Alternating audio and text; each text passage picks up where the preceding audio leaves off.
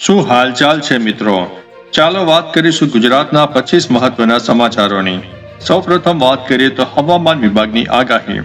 રાજ્યમાં વાદળછાયા વાતાવરણ વચ્ચે હળવા વરસાદી ઝાપટાની શક્યતાના પગલે માછીમારોને દરિયો ન ખેડવા માટે સૂચના આપી દેવામાં આવી છે. અન્ય મહત્વના સમાચારની વાત કરીએ તો ચાંદીપુરા વાયરસ સામે એલર્ટ. ગુજરાતમાં ચાંદીપુરા વાયરસના વધતા કેસોને ધ્યાનમાં રાખીને આરોગ્ય વિભાગ દ્વારા હોસ્પિટલોમાં ખાસ તકેદારી અને દેખરેખ બતાવવામાં આવી રહી છે. અન્ય મહત્વના સમાચારની વાત કરીએ તો ગુજરાતની હોસ્પિટલોનું રાષ્ટ્રીય સન્માન. 16મા ઇન્ડિયન ઓર્ગન ડોનેશન ડે નિમિત્તે અંગદાન ક્ષેત્રે ઉત્કૃષ્ટ કામગીરી બદલ ગુજરાતની 3 સરકારી હોસ્પિટલોને રાષ્ટ્રીય એવોર્ડથી નવાજવામાં આવી છે. મિત્રો, આગળ વધીશું અને વાત કરીશું હાઈકોર્ટનો ટ્રાફિક અને માર્ગ સુરક્ષા નિર્દેશ. ગુજરાત હાઈકોર્ટે રાજ્ય સરકારને નિર્દેશ આપ્યો છે કે તમામ નવા બની રહેલા હાઈવે પર ટ્રોમા સેન્ટર ફરજિયાત તૈયાર કરવામાં આવે. અન્ય મહત્વના સમાચારની વાત કરીએ તો ગ્લુ ટ્રેપ પર તાત્કાલિક પ્રતિબંધ. ઉંદરો પકડવા માટે વપરાતા જીવલેણ ગ્લુ ટેપના ઉત્પાદન, વેચાણ અને ઉપયોગ ઉપર સમગ્ર ગુજરાતમાં તાત્કાલિક અસરથી રોક લગાવવામાં આવી છે. અન્ય મહત્વના સમાચારની વાત કરીએ તો સ્ટેચ્યુ ઓફ યુનિટી પર નવી ક્રૂઝ. એકતાનગર એટલે કે કેવડિયા ખાતે પ્રવાસીઓ માટે 600 મુસાફરોની ક્ષમતા ધરાવતી નવી ભવ્ય ક્રૂઝનું લોન્ચિંગ કરવામાં આવ્યું છે. મિત્રો, આગળ વધીશું અને વાત કરીશું બુલેટ ટ્રેન પ્રોજેક્ટ અપડેટની.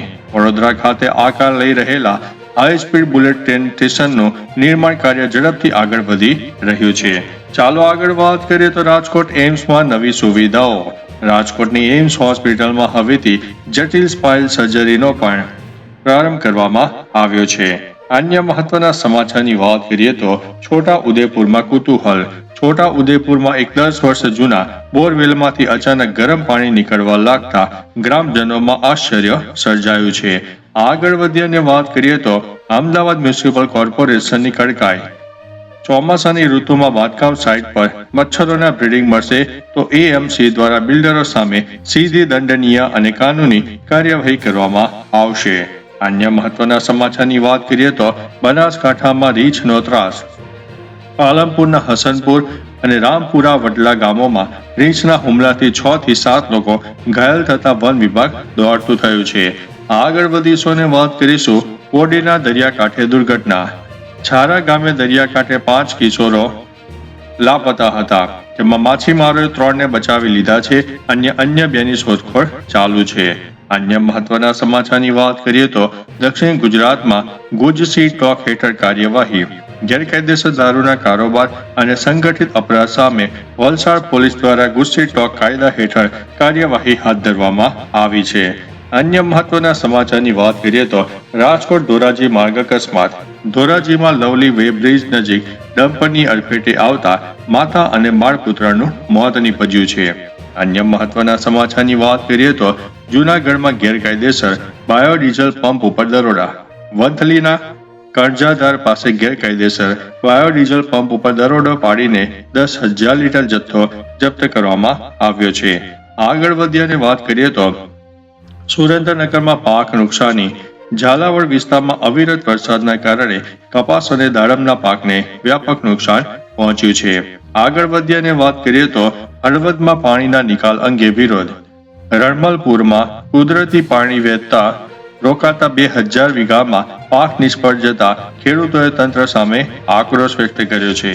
આગળ વધીશું અને વાત કરીશું પોરબંદર શાળા વિવાદ. રાજાવાલા સ્કૂલમાં વાલી અને ટ્રસ્ટી વચ્ચે મારામારીના બનાવ બાદ બંને પક્ષે સામસામે પોલીસ ફરિયાદ નોંધાવી છે. અન્ય મહત્વના સમાચારની વાત કરીએ તો સુરતમાં વીજ પુરવઠો પૂર્વવ્રત. કીમના પૂરગ્રસ્ત વિસ્તારોમાં બોટ દ્વારા પહોંચીને વીજ કર્મચારીઓએ વીજ પુરવઠો પૂર્વવ્રત કર્યો છે. અન્ય મહત્વના સમાચારની વાત કરીએ તો ખેડા પોક્સો કેસ. ખેડામાં સગીરા પરના ગંભીર ગુના મામલે પોક્સો કોર્ટે 2 આરોપીઓને જામીન અરજી નામંજૂર કરી છે. આગળ વધીશું અને વાત કરીશું સાયબર અને સ્ક્રીન એડિક્શન જાગૃતિ. સુરતમાં બનેલી દુઃખદ ઘટના બાદ શાળાના બાળકોમાં ડિજિટલ સ્ક્રીન ટાઈમ ઘટાડવા માટે વાલીઓ માટે માર્ગદર્શિકા બહાર પાડવામાં આવી છે. આગળ વધી અને વાત કરીએ તો સૌરાષ્ટ્રમાં વન્યજીવોનું આગમન. અમરેલી, જુનાગઢ અને ગીર સોમનાથના મુખ્ય માર્ગો પર મોડી રાત્રે સિંહોની મુક્ત અવરજવર જોવા મળી રહી છે. અન્ય મહત્વના સમાચારની વાત કરીએ તો નીચાણવાળા વિસ્તારોમાં ડી વોટરિંગ કામગીરી, નળકાંઠા અને સુરેન્દ્રનગરના ભરાયેલા પૂરના પાણીનો ઝડપથી નિકાલ કરવા માટે સ્થાનિક તંત્ર દ્વારા મોટા પંપો મૂકીને કામગીરી હાથ ધરવામાં આવી છે. આજે તારીખ 5 ઓગસ્ટ 2026 છે. તો આ હતા આજના મુખ્ય સમાચાર. ફરીથી દેશ અને દુનિયાના સુપરફાસ્ટ સમાચાર લઈને મળતા રહીશું. ત્યાં સુધી અમને રજા આપશો. નમસ્તે.